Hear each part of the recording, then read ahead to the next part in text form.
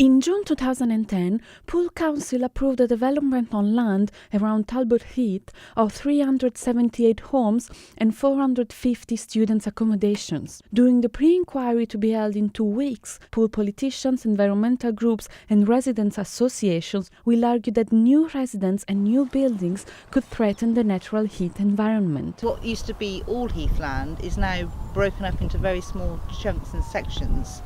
And each time they build a development, we lose a bit more. It reduces the space for the animals to breed on, to live on, to feed on, which reduces their population. They become unsustainable, which is what's happened with things like the skylark, Dartford warbler, all endangered due to loss of habitat, really.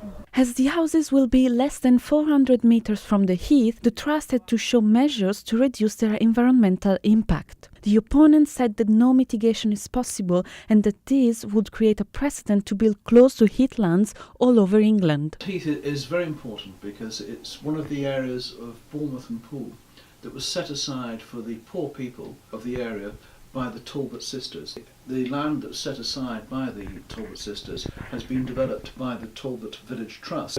They found the way of developing the trust is through building development itself.